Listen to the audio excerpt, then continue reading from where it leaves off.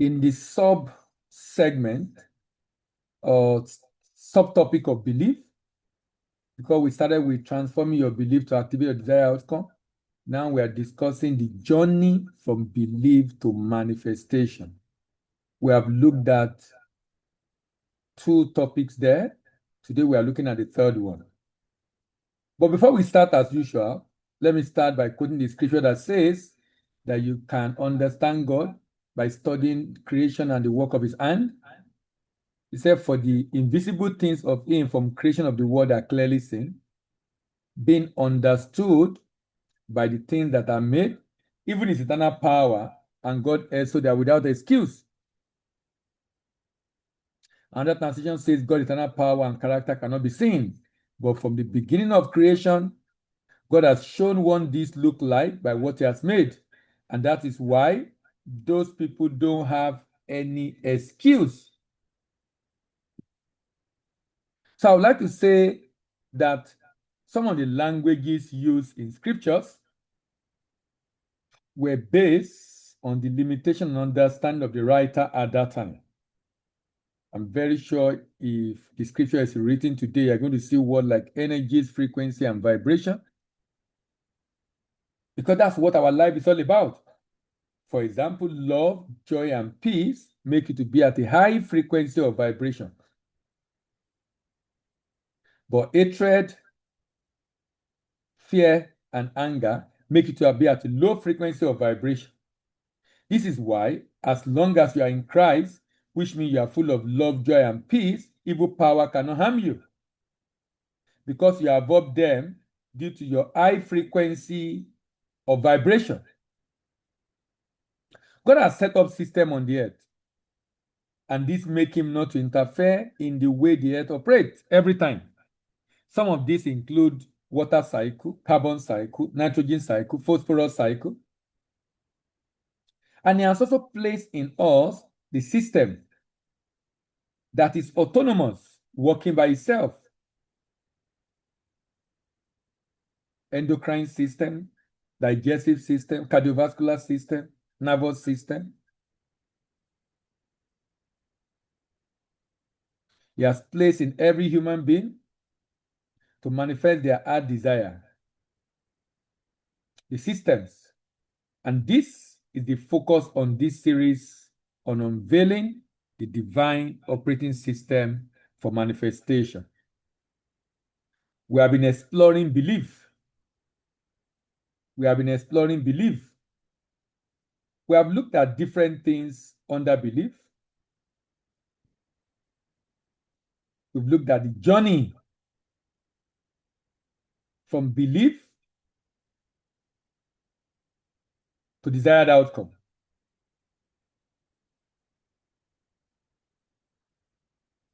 First was belief dictating thought and focus. There we talk about the reticular activating system.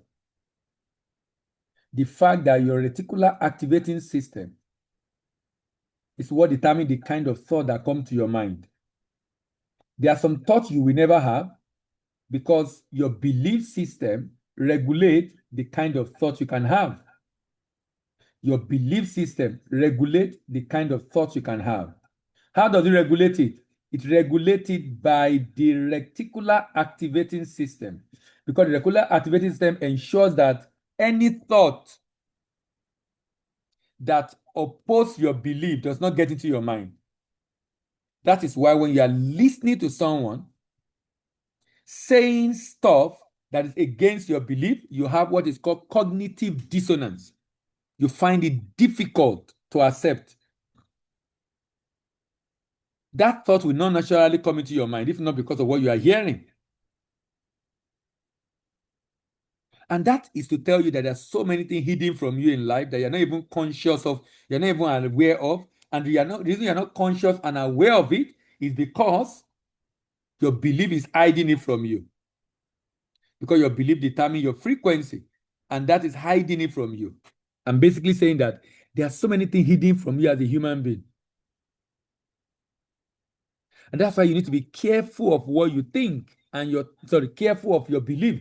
In fact, the Bible says, guard your heart with all diligence, for out of it are the issue of life. Because immediately you allow that belief to take a root in you, it affects what you can see. It affects the kind of thought you can have.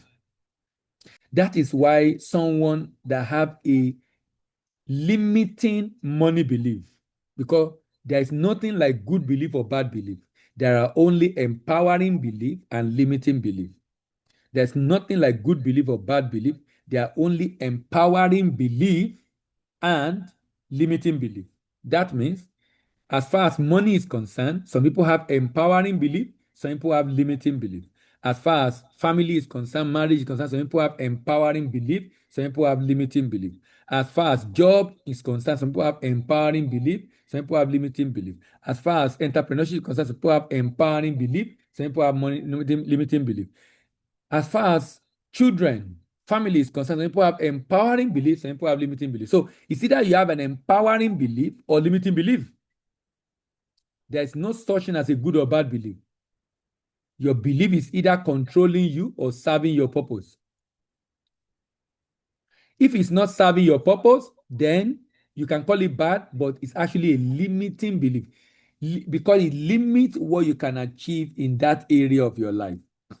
Or it empowers you to achieve more in that area of your life. The question is, are you filled with empowering belief or limiting belief? Empowering belief or limiting belief? As a believer, if you anchor your belief on the truth of the Bible, then you should have empowering belief. But if you have a wrong interpretation of the scriptures, then you will have limiting belief. Because the truth is in the scripture, the truth is in God. Jesus is the truth. So what Jesus says is the truth, and that should be the anchor of your belief. That should be the compass of your life. In fact, that should be the framework of your ideology, your philosophy, and belief system. But for many, they have a very disempowering belief. So your reticular activating system, we dealt with that 2 sessions ago, that your reticular activating system actually determines the thought that comes to your mind. So if there is a problem in your society and no thought on how to fix it come to your mind, it's because of your belief. Believe that it's not my problem. It's none of my problem. I don't think it's not my, it's for the job, it's for the government to fix. So you're not thinking of how to solve that problem. Why? Because it's not your problem. You believe it's the government problem. Because you believe it's the government problem, the thought to fix it will never come to your mind. If you believe all men are scum, you will never meet a good man. The thought coming to your mind will be thought that, we have not finished from Mayowa and his husband that was crying on Hoyen's bunch. The next we are seeing Chike and Frank Edo's wife. So every week you are just hearing terrible news, bad news about marriage. Either you like it or not, it's bringing some thought into your mind, either limiting belief that marriage is not for you, or marriage is a terrible thing, or marriage is outdated, or men or women has come, or you are saying, in spite of these challenges, I will have a good marriage. I will have a good family. I will have a good relationship. Your belief is what will determine it. As those information are coming out, your belief will determine it. So we dealt with that in second. In second session, we dealt with how belief become conviction. When you now have faith, when you have trust, when belief is like it cannot change. This is it. This is it. This is it. As in, when you believe that, look, this is it. There's nothing. No, there's nothing anybody can tell me. When you get to that point where you believe that this is it, when you get to that point, you see that point? You see that point? That you're saying, there's nothing anybody can tell me. This is it. And you're now very absolute. And you're now very absolute.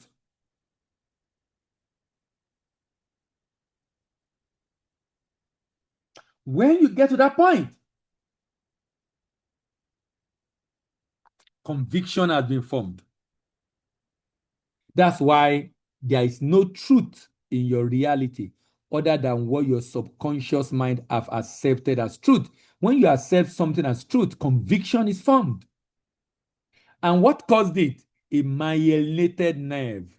The neural pathway saving that information is completely insulated with myelin, a fatty tissue, that ensure the information travel at a high speed very fast. So you don't even need to think about it.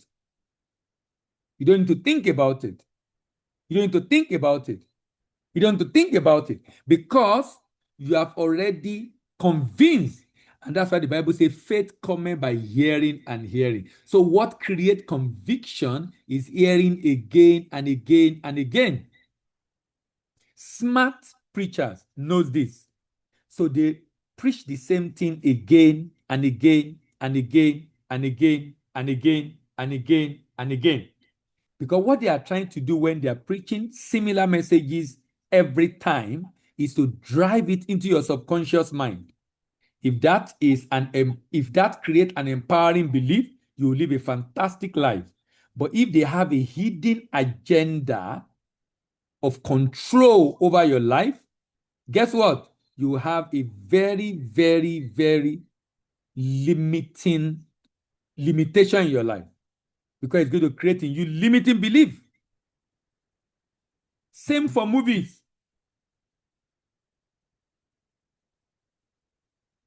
Anything you are exposed to again and again, long enough, number one, is going to form your belief, and that belief will become conviction. It will become the truth. When belief becomes truth, faith is battered. It has shifted you subconsciously in your subconscious mind. From that time on, you are going to be acting without knowing, in line with that belief, either you know it or not. And that, of course, consequently affect the reality of your life. So we're looking at the third one today, and it's mental attitude, driving reaction and response. So you can see from this point, belief determine the thought allowed into your mind. The thought you focus on determine your conviction. Your conviction determine your mental attitude. When you react or respond in any situation, it's because of your mental attitude. For example, someone slap you. If you react by slapping your own back, it's because of your mental attitude. If you respond by keeping your cool, it's also because of your mental attitude. It's because of your mental attitude. What you do subconsciously is because of your mental attitude. You don't even know when you react. That's why someone that is fighting, slapping, beating the wife or beating the husband in domestic violence is his mental attitude. There is a belief system driving that action. There's a belief system driving that action.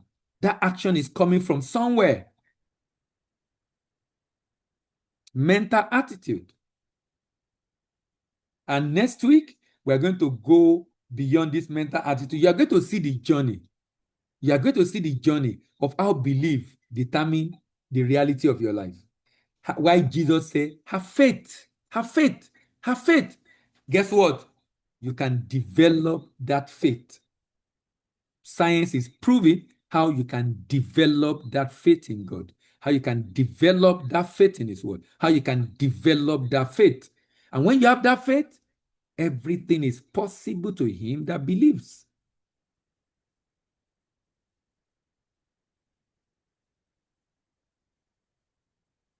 Your mental attitude directly controls your autonomic nervous system. And your autonomic nervous system governs how you react to the external world. If you have a limiting belief, your mental attitude will be rooted in fear, rooted in doubt, rooted in anxiety, in limitation. And this is a challenge. And when you have a low belief, a limiting belief, it triggers amygdala, the fear center. It makes you to fight, to fly, to flee. Your brain produces the stress hormone cortisol. Your brain waves spike and become erratic with beta frequency. And your reaction is defensive, anxious, and you are defeated. When your mental attitude, so when you react to anything, it's a bad omen. Reacting is a bad omen. Let me give an example.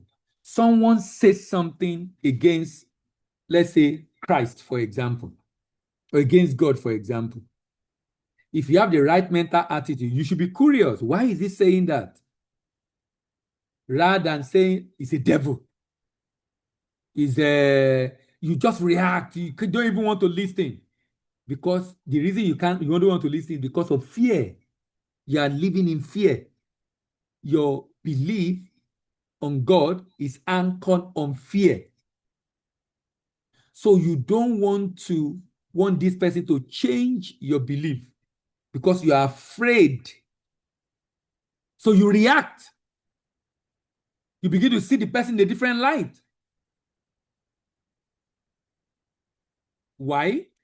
Anytime you react to anything in life, it's a sign that in that area, you don't have the right mental attitude. It's a sign that in that area, you have a limiting belief. In that area, you have a limiting belief that is creating a mental attitude of reaction. And that should get you worried. We react at different times to different things. Anything that makes you react. Conductor took away your money, your chain, you reacted almost cursing. Whatever people do to you, it doesn't matter what they did, good or bad. If you react, it's a sign of, because that reaction is coming from a belief. And that belief is anchored on fear, on anxiety. When you have an empowering belief, your mental attitude is rooted in deep conviction. The same challenge is rooted in your prefrontal cortex, unlike low mental attitude or low limiting belief that have its mental attitude rooted in fear, in amygdala. This one is rooted in logic, creative center, prefrontal cortex. That is why even when someone say Jesus is a scam, you say, why? Are you serious? Tell me more. I want to know. Not because you believe what he said. You want to hear his viewpoint so you can identify where he's going wrong. And then you can even help that person better because you are thinking correctly rather than reacting. In fact, when you react, we see you like, this person is indoctrinated, it's one of them. It's fanatical. But when you respond, asking questions, you want to know why. Why did you say that? Because what if you have been deceived? So you want to hear. You should be willing to hear other viewpoints. Why? Because it makes you, in fact, it gives you more avenue to research more about your faith. Because your children could have asked you that question in future and you will have had the answer by just this conversation with this person. So when you have empowering belief, you remain in the rest, digest state. In the rest and digest state, because you are not controlled by the sympathetic nervous system rooted in fear, controlled by amygdala, but you are controlled by the parasympathetic nervous system, controlled by the logic center, the creative center, the prefrontal cortex. So your brain wave is not in beta, erratic, spike, high frequency, but rather in calm alpha state. Your response is calm. Your response is strategic. Your response is highly articulate. So you're able to help the person see a proper picture of Christ or of God or of that conversation you want to have with him. This is very important. This is so important. One of the challenges of our days is that many people have been indoctrinated and they find it difficult to ask why. And this is making them to live in fear.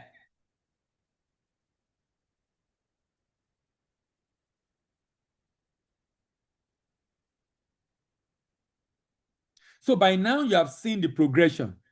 Believe, filter what you see. Believe, filter what you see. Focus, wire your brain into conviction. Believe, filter what you see. Focus, wire your brain into conviction. Believe, filter what you see. Focus, wire your brain into conviction. We are now at the third phase where we have the mental attitude. This is where everything becomes visible in real life. Your mental attitude directly controls your body, how your body reacts in critical moments. This is where, if you are a salesperson, this is where deals are won or lost. Not on paper, but in your nervous system. Your nervous system is your internal control tower. Think of your nervous system as a control tower. Every time something happens externally, a client objection, silence, rejection, it sends a signal to the control tower. So the control tower decides, should we panic? Should we stay calm? Should we react or respond? The decision is not random. It is determined by your mental attitude, which was built for your conviction. When someone offended you and you really, really feel offended and you are very angry, it's a mental attitude. It's a mental attitude. It's a mental attitude. That anger is based on the belief he has disrespected me. How dare him? How dare her disrespected me? Is from a belief. The thought that this person disrespected me is from a belief. And that makes you very angry and furious.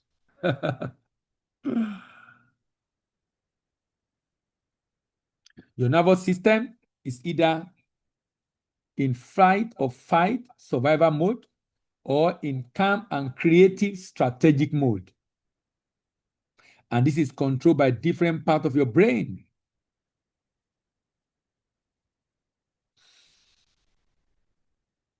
The low mental attitude results in fight and flight response. When your mental attitude is weak,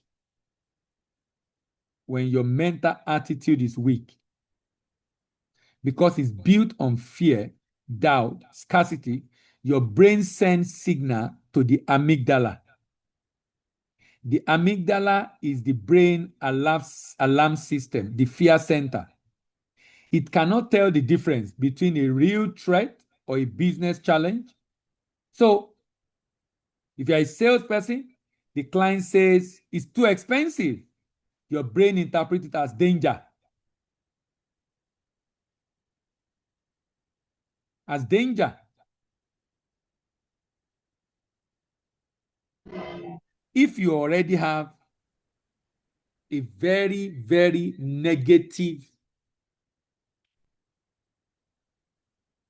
or disempowering belief about relationship, and someone approach you for your hand in marriage or for a relationship, your brain interprets it as danger. Why? Because of your belief, all men are scum. You know, I hear another one say, men will stain your white.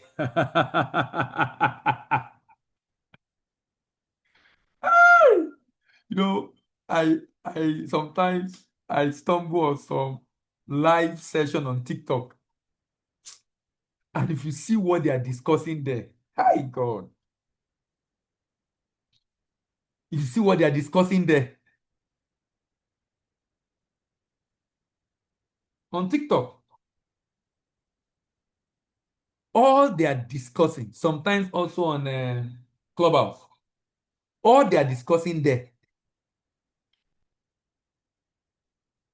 is why marriage is obsolete, why relationship is a scam.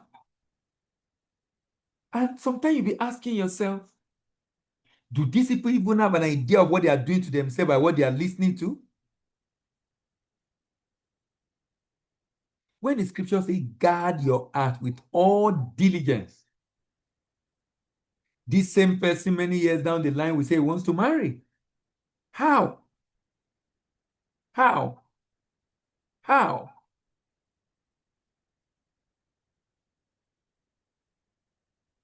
Your brain is interpreting it differently. In fact, when we, in another 2-3 weeks, because this the way this one is going might take us till July. In another 2-3 weeks, we're going to be discussing how to identify limiting belief. You will now realize that your subconscious mind is protecting you from some things. And in the bid to protect you, it sabotage your effort to be successful in that thing. And you don't know that you have a belief system that is sabotaging your effort. Let me give you an example. If you have been chased away from school before, or you grew up in a home where there is a serious lack, your subconscious mind relates money as problem. That's the way it sees money. Money is problem. So any effort for you to have a breakthrough financially, it will sabotage it. Subconsciously, you self-sabotage. Why? Because it's trying to protect you from the danger of being successful. If you have had a very rich man in your area that was very wicked, this rich man is very wicked, he will lock people up, he just very inconsiderate, very rich. You have subconsciously associated riches with wickedness. And because you don't want to be wicked, your subconscious might ensure that every effort you are making to be rich is sabotage. You know, it's so interesting the way our mind and brain and life work. It's so interesting. These are, you will now realize how great this could have been if your belief is empowering. Because it's a system. The system is neither good or bad. It's just designed by God that when you plug in the right thing, you get the right result. But you plug in the wrong thing, you also get the wrong result.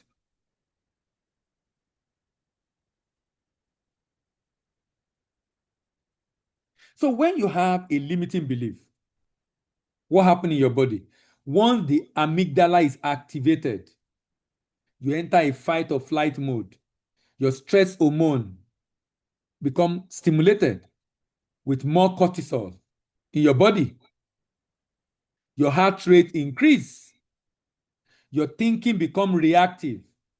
And your brain wave move into a high beta, fast, chaotic thinking. So if you're a salesperson, for example, you are trying to sell a high value program, but you have a low mental attitude, you have a limiting belief, creating a low mental attitude. Your nervous system reacts. You feel tense. Your breath change. Your voice is shaky. And then your reaction, you're saying, maybe it's too expensive. Let me reduce the price. Perhaps I should follow up later. Maybe they can't afford it.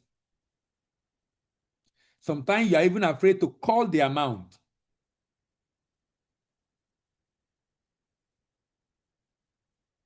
Why are you afraid to call the amount?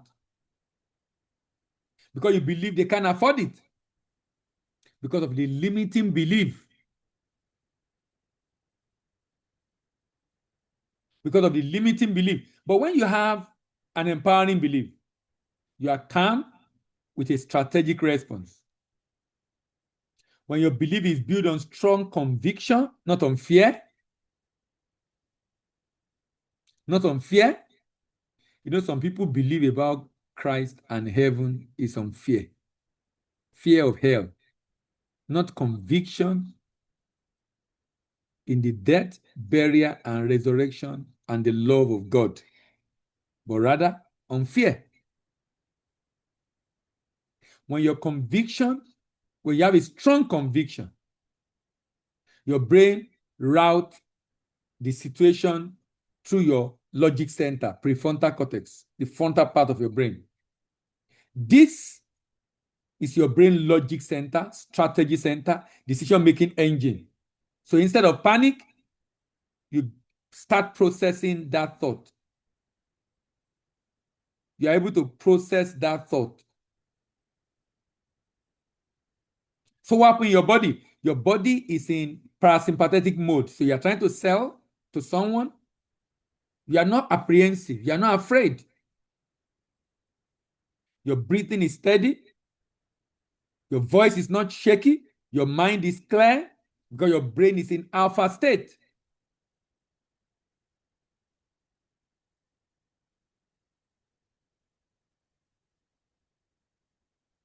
So even if the person saying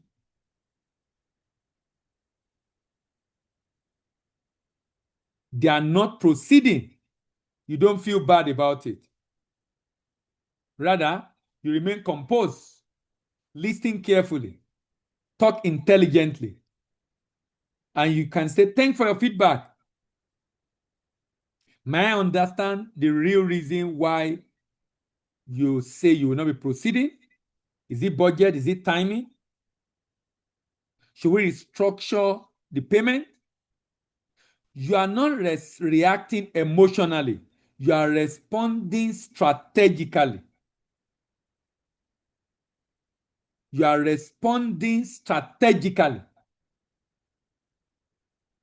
So, if you're a salesperson, there's price objection for low mental attitude, limiting belief, you panic, you justify why they objected, you reduce your price. For a high mental attitude person, you respond with clarity. If the client is delaying, you are full of anxiety. You want to over follow up because you're afraid they will not buy. But if you have the right mental attitude, you are strategic in your timing and you structure the follow-up. When they reject your offer with a low mental attitude, you withdraw. You begin to have self-doubt. But when you have the right mental attitude, you analyze it. You want to re-engage them. When they ask you tough questions about your faith, you are defensive. You are defensive. You are even angry.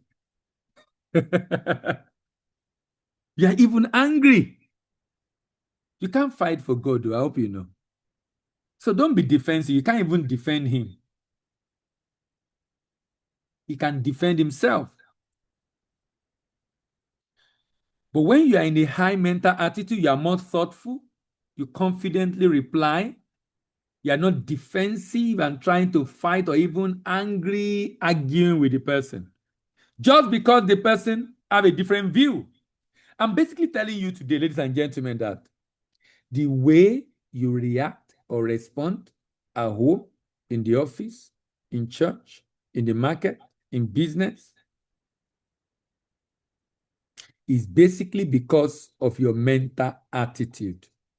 And remember, your mental attitude is based on your conviction. And your conviction is based on the focused belief the thought you are focused on. And the thought that gets into your mind that you're able to focus on is based on your belief.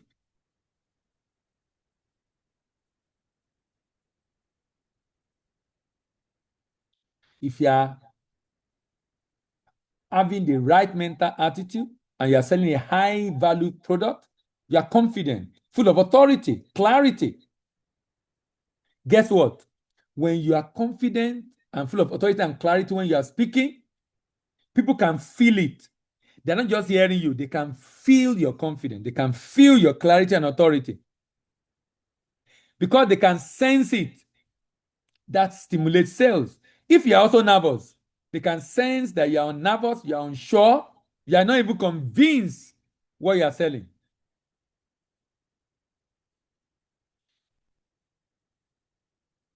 They can sense you are calm, you are certain, you are cool, calm, and collected. And that influences their decision. And this can happen in relationship, in interview, in business, in different areas of your life. Top performer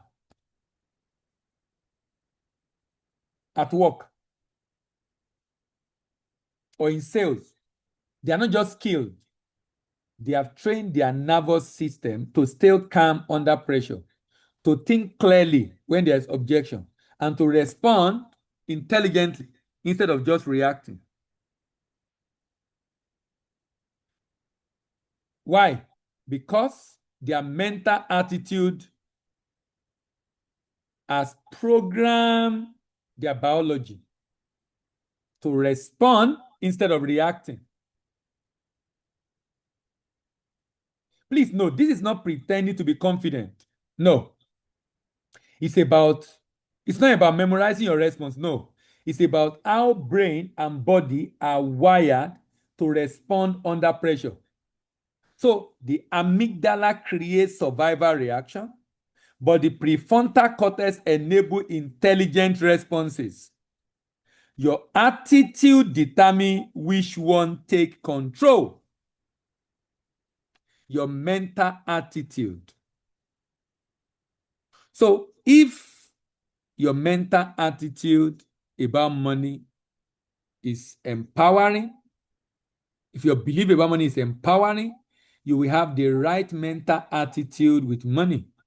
If your belief about money is limiting, you will have the wrong mental attitude with money, reacting. When you get to the store, they say the price is going to be, why is the price going up? You guys are just changing your price, blah, blah, blah. You're angry at the people instead of being angry at your mental attitude.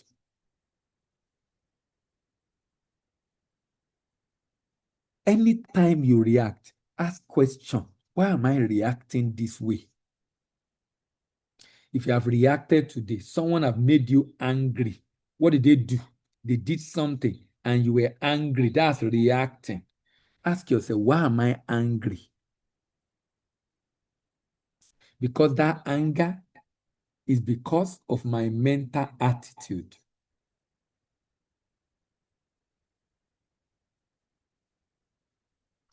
It's because of your mental attitude. And that mental attitude is manifesting. That means your body is always telling you if you are doing the right thing. It's always telling you. You're not just conscious of it. In fact, when we begin to talk about identifying limiting belief, you begin to see that everything you do is a pointer to something in your life. Everything you do. So you are in church this morning, that is a belief driving that. The thought of going to church is a belief that is driving that thought. The thought of being here tonight is a belief driving that thought. The thought of not coming is also a belief driving that thought. Some people have been here. They were here for a few weeks, few months, some even few years. But they are no more. Why? It's the same mental attitude that make them not to show up again. Because there is a belief that is creating the thoughts that they focus on that have become a conviction.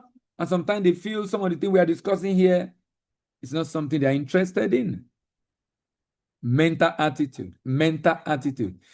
If you have an understanding of what mental attitude is, you will be able to understand why you behave the way you behave. Your actions are a choice. Those choices are based on your values. Your values come from your belief system. And your belief is influenced by knowledge. Knowledge is influenced by your experience, and your experience is influenced by your environment.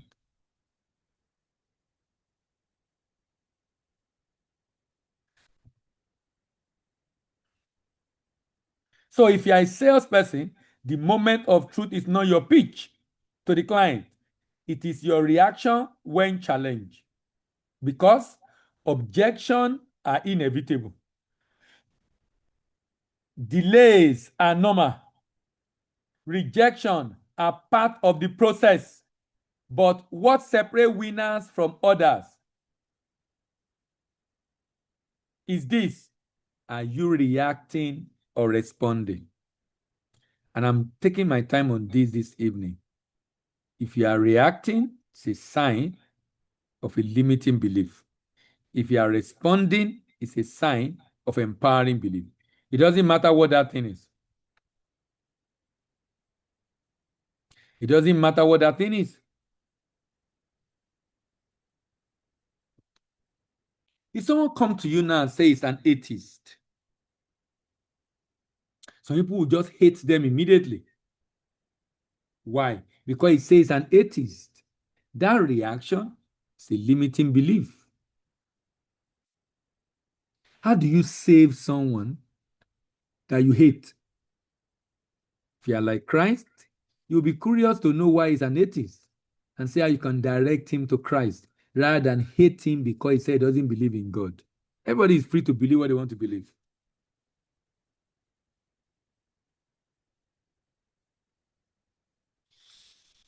Everybody is free to believe what they want to believe. What are the things that gets you angry? In your relationship, with your colleagues at work, with your sibling, with your spouse, with your staff, with your boss? What are those things that get you angry? Anytime you are angry, just know that anger is a reaction because of my low mental attitude, orchestrated by a particular kind of conviction based on what I have focused on over time, driven by a belief system. When you say something is expensive, that's a reaction. It's too expensive. That's a reaction. That reaction is based on a mental attitude, low mental attitude. And that is from a conviction. What's the conviction? I can't afford it. I don't have money. You are convinced you don't have money. You have convinced yourself you don't have money. And because you have convinced yourself you don't have money, then you react when the price is too high for you. But because you convince yourself you don't have money, because you convince yourself you don't have money,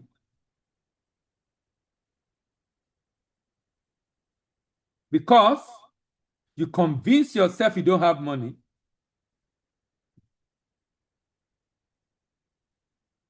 You know what happened? That conviction was based on a thought that came into your mind based on your belief system.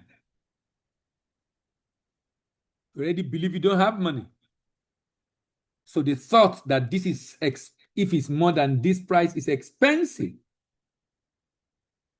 It's expensive. It's expensive. It's too expensive.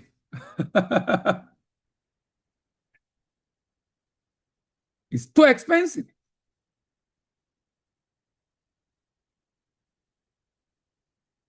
And you're convinced that it's too expensive. But what you don't know is that conviction is based on the thought you are focusing on. The thought that can afford it. What is bringing that thought? The belief that I don't have money.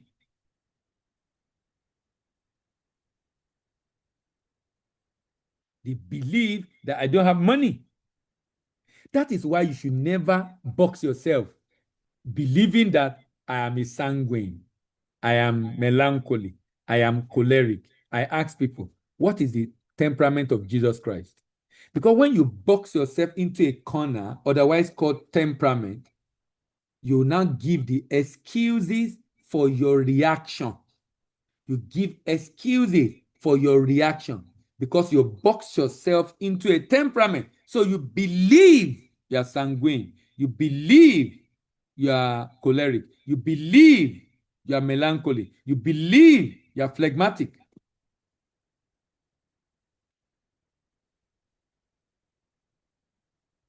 What's the temperament of Jesus Christ? Immediately you believe you are not an outgoing person, everything that involves you being outgoing, you reject it. Immediately you believe you are not an introvert person, everything that involves you being introverted, you reject it. Don't box yourself into any temperament. I can do all things to Christ that strengthens me. So say the scripture. So boxing yourself into a temperament, in my opinion, is not scriptural. It's just going to create a belief, a disempowering belief. It's going to create a disempowering belief. A disempowering belief. A disempowering belief.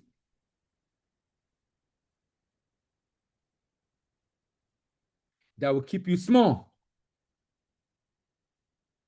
Before I close this evening, let's go through the chain. Belief, which is as a result of your environment, your experiences of life. Your environment is based on the school you attended, the home you grew up in, the religious organization you are affiliated with, the kind of thing you see on the media. All of them influence your environment. And this environment affects your belief. Your belief determines the kind of thought that come into your mind. And that thought influences what you focus on. That thought influences what you focus on. What you focus on is what determines your conviction. You now see it as being truth. What you focus on determines what you call your conviction. You now see it as being truth. You now see it as being truth. You now see it as being truth. And that conviction determines your mental attitude. The mental attitude influences your nervous system. If it's a low mental attitude, it will stimulate parasympathetic to create fear. If it is high mental attitude, it will stimulate, if it's a low mental attitude, it will stimulate the sympathetic nervous system to create fear, worry, and anxiety. If it's a high mental attitude, is to stimulate the parasympathetic to make you cool, calm, and collected. So your attitude program your nervous system.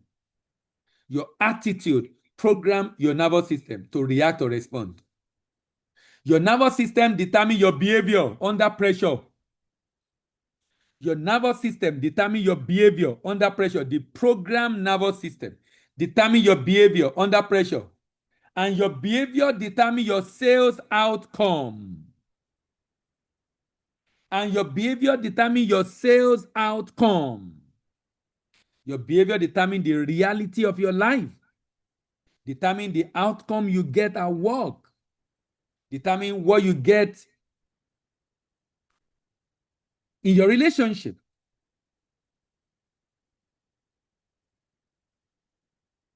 If you want to be a high-valued professional, your success is not determined by what you say. It is determined by the state of your consciousness, the state of your nervous system.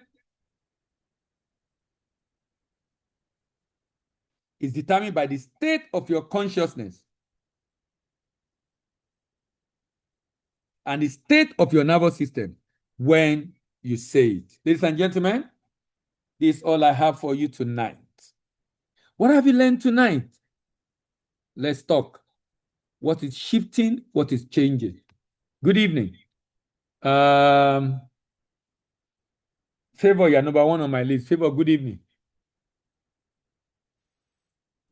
Good evening, sir. How are you? Thank you. Fine, thank you, sir. Thank you very much for the session.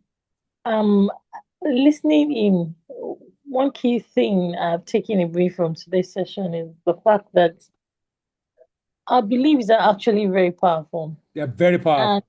Very powerful. Just as you were speaking, I was just thinking through my life, just looking through areas where I probably would have responded out of a belief. I thought about work, I thought about my life generally, I thought about just different things are playing in my mind and how deep the belief can actually make you do certain things. It's that limiting belief that is back end that is making one take that kind of decision or conclude that things are happening.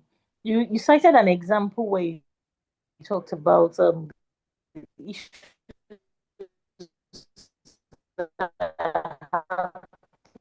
around marriages now. For me, even though I don't know, even though I don't look at it from an angle of even myself, I'm like wondering 10 years, 15 years, for the coming generation, what will be happening? Would it be that there'll be nothing like marriage again, or people can't believe? Because the more we continue to see, hear, and experience these things, the more they create a belief subconsciously that we tend to run with, and we don't know that that's why somebody is taking a decision and saying, oh, this is what I would do.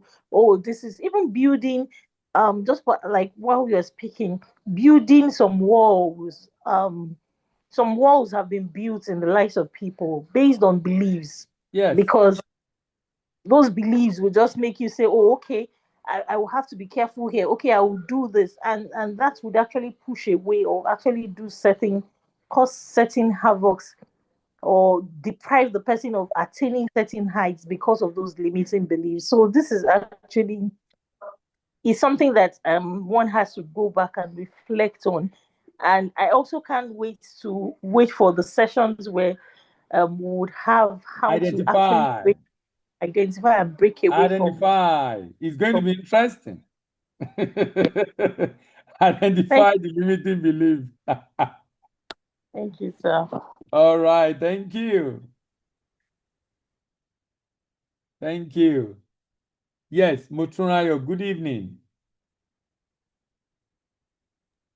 Okay, good evening, sir. Good evening. Thank you very much for this wonderful session. So this is my first time here, Wow. but Impressed? yeah, yeah. Who sent you the Uh, link? How did you get the link? I got it from Ngozi. Okay, fantastic. Fantastic. Fantastic. Yes. So Go thank you for ahead. the wonderful session. And also, I think last week or so, I listened to the first session on where you emphasize the belief system, and Okay. I listened to it on YouTube Okay. actually, and it was so enriching. Like it's really opened my eyes and mind to a lot of things. Like this belief system is actually the foundation of everything Everything like in our life. I'm telling you. that you outlined. So one thing I'm taking home right now is where you said don't box yourself into any temperament Yes. because it's going to create a disempowering belief that Yes. will keep you small. Hmm. That's a very strong one because especially those of us that read this book by Tim LaHaye, Why You Act the Ah, the Way You spirit control temperament. Yeah. So it's making me see, apart from even temperament and all that. So what the first thing I thought of was why you act the way you do is actually somebody's opinion. So it makes me see that you reading a book, you reading a book, you should have this in your mind that this is the book written is somebody's opinion. So you should be able to go through it and know what to digest and know what to let go of so that somebody's opinion does not like add negatively to your own belief system Yeah. and all that. Yeah, so it's really made me think a lot and all. So, but my question now is Yes. because but while growing up, I have this bit. Nobody told me, nobody said anything, but I always believe that I'm destined for greatness. So even in my book, I write it everywhere and all that. I don't even have a plan around it, but I just usually believe and say it to myself that I'm destined for greatness. That I know that my environment will not limit me and all. But as you said, environment too has a way of limiting one's belief. That even though I say I'm destined for greatness and all that, but sometimes I'll think, okay, how will I get there? How will I do this and all that? Though that belief actually helps me get to some places that, and even to some heights that naturally I don't even think I could have gotten there and all. But there are still some things in different areas of life that still need to be changed. So how do one go about like putting aside that kind of belief system and replacing it with something new and even like you said the empowering belief, not to have a limiting belief but an empowering belief. Sorry, I didn't get the Yeah. question. I got the part where you said you believe you are So destined for greatness. That is an empowering belief, even yeah, though the environment might not look yeah, like it. If you are a believer, you say you should walk by faith and not by sight. Your eyes only see 0.0035% of what exists. Many things that exist in mm, this life, your eyes cannot see. So you should not judge your situation yeah, in your life by what you can see. There's so many things happening behind the scene you cannot see, and that's the reason why you should trust in God and what He has said concerning you rather than what the community environment and situation and circumstances is presenting to you. So you are in the right position, having the right belief in spite of the environment. But I didn't get your question. So what's your question? okay, so my question is how do one like apart from that area there are other areas where one still needs to change one's Yeah, belief belief. system. Yeah, So yeah. how do one try having that limited belief to an empowering belief? Oh, how do you want to change it? Yes. We're going to discuss it. We are in a series. In 2 weeks, we are going to look at identifying the limiting belief. And then we will now discuss changing the limiting belief. But we must learn how to identify it. And I'm going to give you 3 ways to identify it so that you can go and sit down with yourself, ask yourself questions, and identify your limiting belief. Then I'm going to also show you how to how to change that limiting belief. The goal of this session is to change the limiting belief. If we don't change it, then we have not achieved anything. But the journey is to let you know how things unfold, why you behave the way you behave, why you think the way you think, why you do what you do. Like you said, it's the foundation. If many people are aware of this and they can live by it, I'm telling you, we'll be unstoppable in our life. We'll be very unstoppable in our life. All right. Thank you very much, sir, Yeah, for Ngozi, that. this one you are saying, try, you have answered, say what you want to say. So what do you want to say now? Ngozi?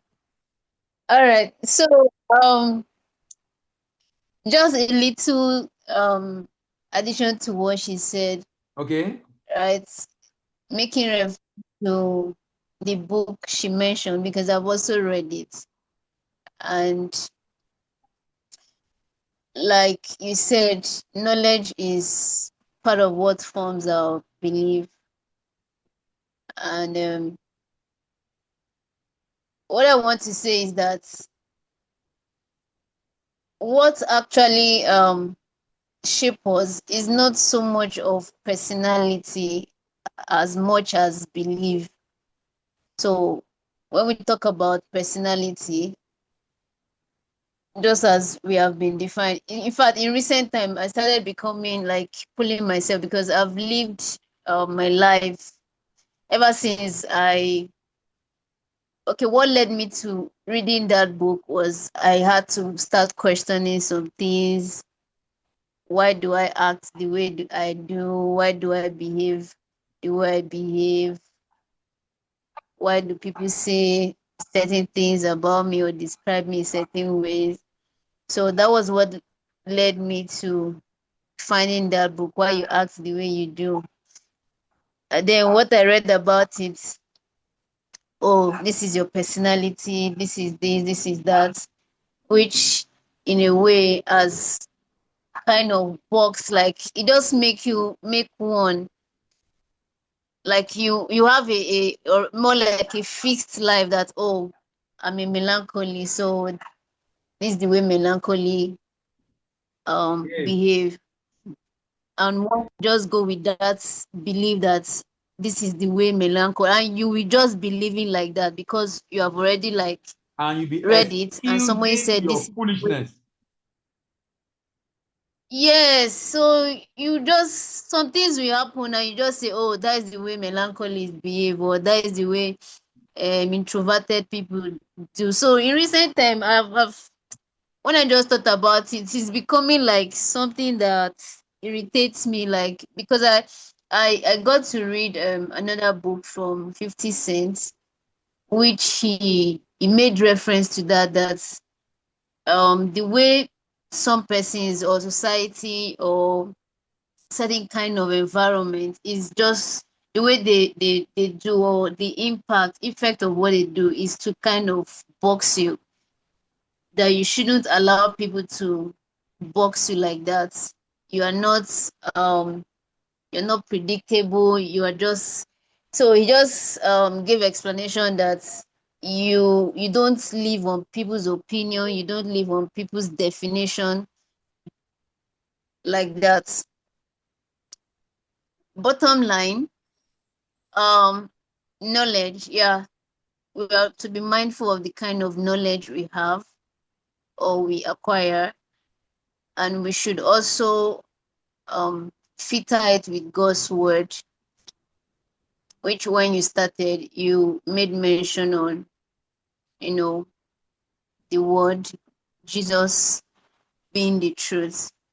So we should kind of filter it and not allow what people say, what people have written, be our define us or shape how we live. So that's just my own point. All right. Very important. Very, very important. Very, very important. Samuel, good evening.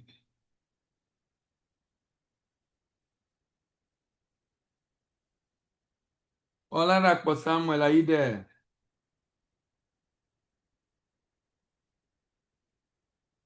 Okay, looks like Oladapo is busy. All right, thank you very much, everyone. We continue next week. I'm hoping we'll finish the journey next week, and Oprah, we can begin to talk about how to identify the limiting belief. And after discussing how to identify limiting belief, then after that, we will now talk about how to change the limiting, which is the goal anyway. The goal is to be able to change the limiting belief. And I believe strongly that if we implement all we're learning on this, it's going to be a very fantastic, interesting, great experience for all of us. All right, thank you very much, everyone. See you next week. Have a great week ahead, and bye-bye. Thank you, sir. All right, bye-bye. Thank you, sir. Bye, sir. Yes, Ngozi, you can send the link to the WhatsApp to Trial so that I will be able to join the WhatsApp group. All right, sir.